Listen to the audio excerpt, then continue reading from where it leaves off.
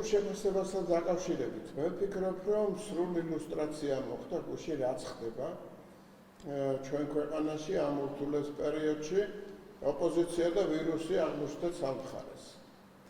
ყველაზე არ ეთქვის რასაკვირველია, მაგრამ ეს ისე ნათლად გამოიკვეთა.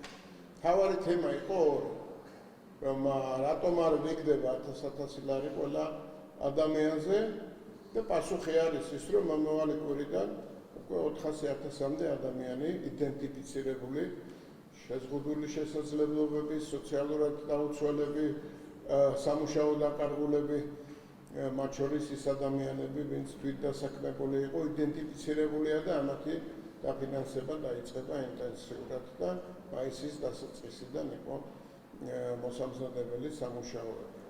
ფულის რესურსი, რასაკვირველია, შეზღუდულია, მნიშვნელოვანი ცვლილებებია იმის იქიდან გამომდინარე, რომ ეს პანდემია არის ის ტრაგიკული მოვლენა, რაც მსოფლიოს ეკონომიკას არყევს და მეტ-უმეტეს ისედაც რთულ მდგომარეობაში მყოფ საქართველოს. მაგრამ ფაქტია, რომ გამოიკვეთა ის, რომ არ არსებობს დარგი და მიმართულება, სადაც კომპეტენტური მმართველობა არ არის და არ არის გუნდი პრემიერის ხელმძღვანელობით, რომელიც დაბნეულია სხვა საიდან არაფორმალურად იმართება, ეს ყველა ეს მითები ყველა გაქრა. ასაკვირველია გაბრაზებული ოპოზიცია, ილაპარაკებს ახლა კორუფციაზე, რაღაცა შეუსრულებელ დაპირებებზე და პოლიტიკურ პატიმრებზე, რომელსაც ასევე მნიშვნელოვანი ნაწილი დაუთმეს თავის გამოსვლაში. ეს მიმართ მაქვს კითხვები. უგნებავთ დაგისვათ.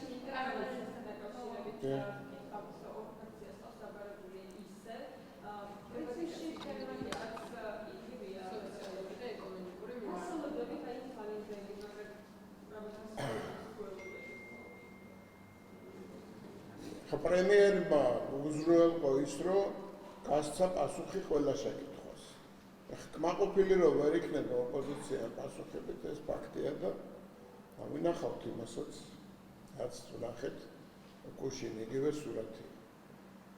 ესე იგი ეს ფარისევლური დამოკიდებულება ან ექიმების მიმართ, რომელსაც გუშინ ლანძღავდნენ და ასწორებდნენ მიწასთან, ეხლა გადაწყვიტეს, რომ ამ სტრატეგიამ არ გაამართლა და საჭიროა მათი ქება. ეკლესიაზე იყო ძალიან მძლავრი შეტევა, ეხლა ეს ამ შეტევის ინტენსივობა მართალია იგივე არ არის იმ დონის, მაგრამ ფაქტია, რომ აქაც თავის გეგმები მნიშვნელოვნად აერიათ. და რაც თავარია, ვირუსმა ვერ შექმნა ის ქაოსი და დესტრუქცია, რასაც ჩვენი ოპონენტები ყველა არასაკვირველია მოელოდნენ. ეს არის რეალური სურათი და ამ სურათის შეცვლას ეცდებიან ინტერპელაციის წესით პრემიერ-მინისტრთან საუბრის პერიოდში. მე ესეთი პროგნოზი მაქვს.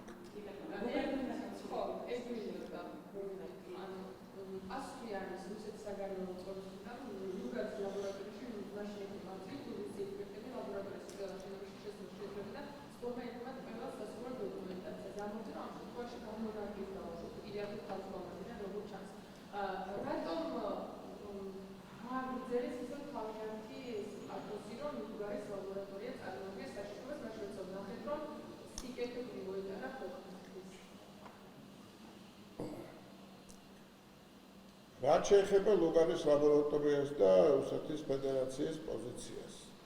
ვირუსის პრობლემას კიდე ეს პრობლემა უნდათ რომ დაემართოს. არსებობს დადგენილი წესები. ამ დადგენილი წესებით ლუგარის ლაბორატორიის შემოწმება მოგცა ძალიან კარგი სურათი, რომელიც ჟენევაშიც იყო გაეროს ოფისებში განხილული და შეფასებული იქნა უმაღლეს დონეზე. არავით არის ლაპარაკი იმაზე, რომ აქ შეიძლება რაღაც იარაღი ან კანონსაწინააღმდეგო რაიმე მზადდებოდეს, არავით არის ამის წინაპირობა და არავით არის მეცნიერული განსაკუთრება ამისი არ არსებობს.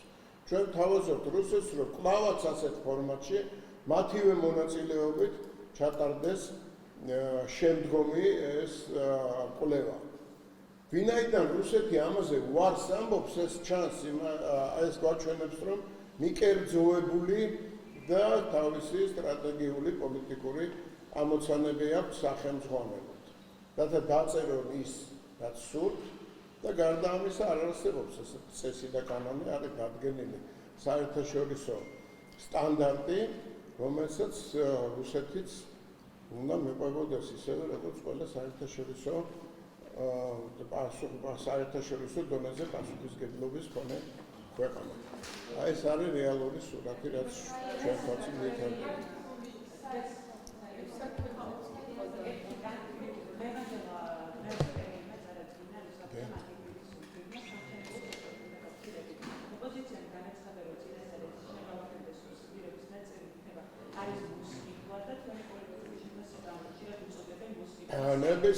ნებისმიერი მოქმედება, რომელსაც მთავრობა ამ უთულეს პერიოდში ჩაატარებს, დასაკვირველია პოლიტიკური ოპონენტების მიერ შეიძლება იქნეს დასახელებული ან შეფასებული როგორც მოსყიდვა.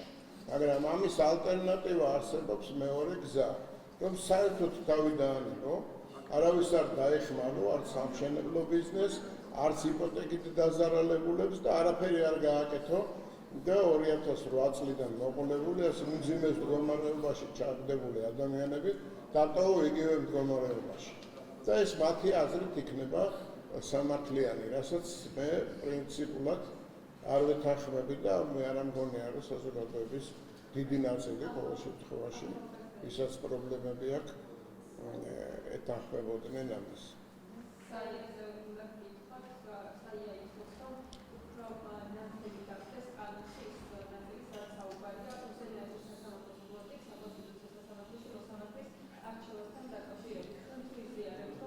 არ ვიცი, ცით არა მოხება, არაფერ გონდა თუ რამე საინტერესო მოსაზრებები არსებობს, კომპეტენტური სტრუქტურებია განეხილავენ და არ ვიცი ეხლა რა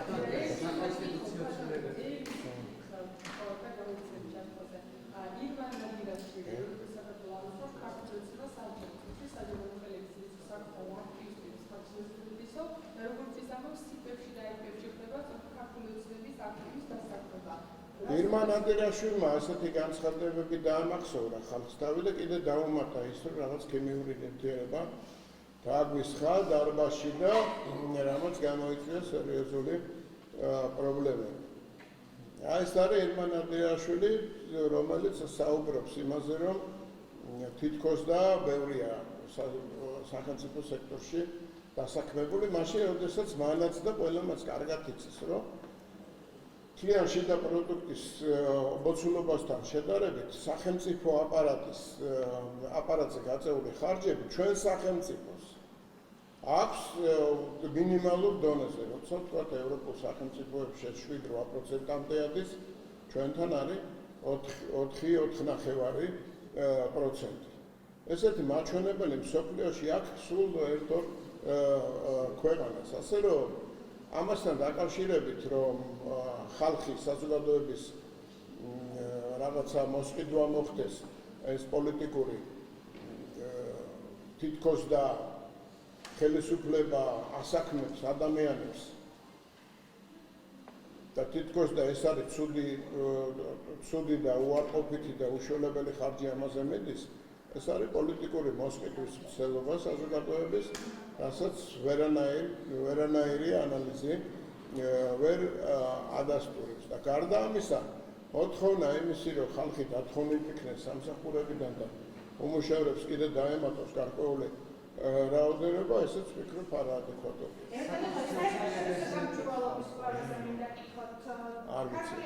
არ გავცნობ. მხოლოდ აპრილამდე წელს 7 მილიონი აქვს უკვე უკონკურენტად მის კომპანიას სეპანის მიღებული თამარ ჯანხარიშვილის მფლობელობაში და კითხვები ამ კომპანიაზე არსებობდა ძალიან დიდი ხანია უკვე. თქვენ კორუფციის მისწრებს ვერ ხედავთ, რომ მხოლოდ ერთი კომპანია კახეთის რეგიონში ამ ბოლო წლების განმავლობაში 112 მილიონზეა საუბარი უკონკურენტად იმარჯვებს და იღებს სამართალს სახელმწიფოს. არ ვიცი ამ კვლევას, მაგრამ საერთოდ არსებობს.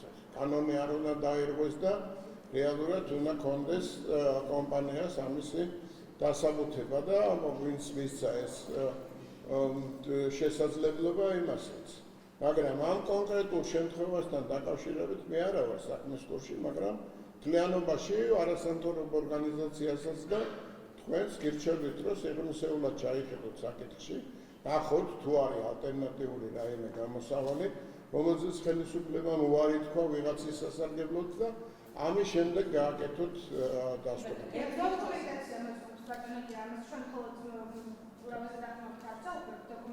დოკუმენტაცია მოწმობს, რომ რა ვიგეთ? თქვენ თუ ეჭვები გაგაჩნიათ, კომპეტენტურად შეისწავლეთ საკითხი და მერე დასვით შეკითხვა ეს არის ჩემი რჩევა თქვენ.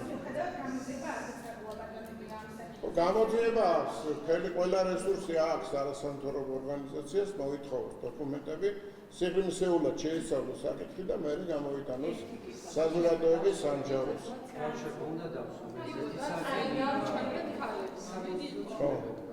ოპოზიცია არ აღიარებს, რომ ხარი გაუჭიროს სამსჯავროს გამომდინარე იქიდან, რომ გლობალიზაციის ციხეში არის. რა ემუქრება საკონსტიტუციო და ვისზე იქნება პასუხისმგებლობა ამ შემთხვევაში ჩავა. დღეს ყველაზე საინტერესო საკითხი ეს არის, რას აპირებს ოპოზიცია, აპირებს თუ არა შეუერთდეს საკონსტიტუციო ცვლილებების საერთო ძალისხმევას. მე ადრეც მithქვამს და კიდევ ერთხელ განვაცხადებ. სრული საფუძველი მაქვს ვიფიქრე, რომ ოპოზიცია საერთოდ არ უნდა არჩევნების ჩატარება და არა მარტო რუას თემით სპეკულირებს, არამედ ამბობს, რომ ის ვითარება, რომ საგანგებო მდგომარეობა მოიხსნა და მაინც გარკვეული ზომები მთავრობის ხელში დარჩა, ეს არის არაკონსტიტუციური და საკონსტიტუციო სასამართლოს მიმართავს, რათა ეს არ მოხდეს. ანუ კვლავ საგანგებო ვითარებაზე გადასვლას ითხოვს, შესაბამისად საკონსტიტუციო ცვლილებების შესაძლებლობა არ იქნება, და მეორე მიმართულებას რაც რჩება დაუჭერს მხარს, რომ სრული უკონტროლობა მოხდეს ამ რთულ პირობებში. აი ეს არის მათი პოზიცია. და გარდა ამისა, რუას საკითხს კარგად იციან, რომ იხილავს სასამართლო და სასამართლოს ვერანაირად ვერც მიუთითებთ, ისევე როგორც ვერ მიუთითებთ მაშინაც, როცა საკითხი ეხებოდა უგულავას, რომელსაც ბიუჯეტიდან დატაცების ანტირეკორდი აქვს მოხსნილი და როდესაც საკითხი ეხებოდა ოქრუაშვეს, რომელიც გამოკვეთილად ხელმძღვანელობდა იმ აგრესიულ დაჯგუფებას, რომელსაც პარლამენტში უნდა შემოჭრა. არც მაშინ ჰქონდა სახელმწიფოს რესურსი, რომ ეკარნახა სასამართლოსთვის და არც პრეზიდენტისთვის კარნახი არ დაუშვია. აქედან გამომდინარეობს ჩვენი დასკვნაც, ჩემი პირადად შეხედულება, რომ ყველაფერს გააკეთებენ, რათა ვითარება დესტრუქციის მიმართულებით განვითარდეს და რევოლუციური სცენარი დარჩეს დღის წესრიგში.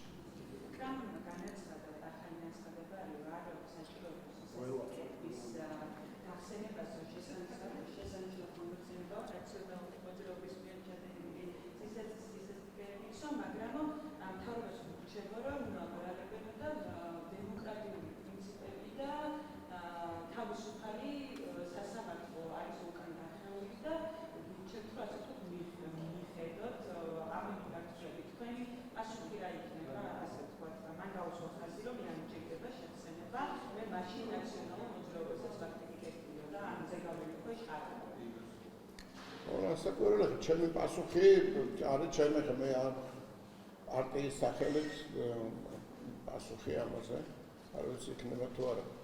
ესე მგონია, რომ აჭარბებს თავის ემოციურ დატვირთვას აძლევს განცხადებას, ვინაიდან ტოლობის ნიშნის დასმა სასამართლოებს შორის, მაშინ რა იყო და ეხლა რა არის წარმოუდგენლად მიუღებელი.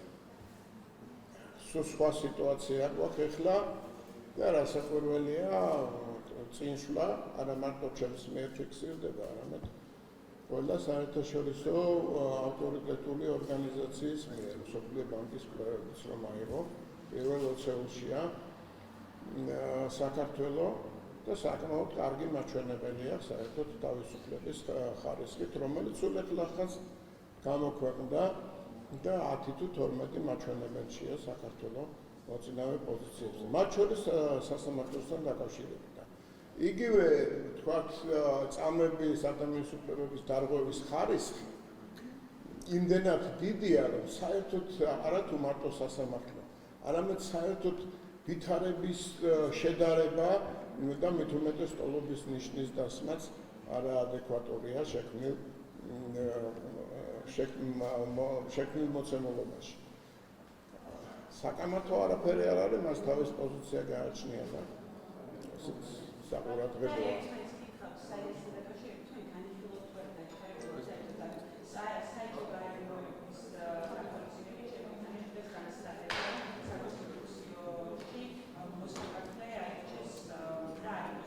არ ვიცი, იცით, არა ვარ მაგ თემის და თქვენ თუ სპეციალურად აქ გითხარით, რომ არ ვიცით ხო ეგ თემა.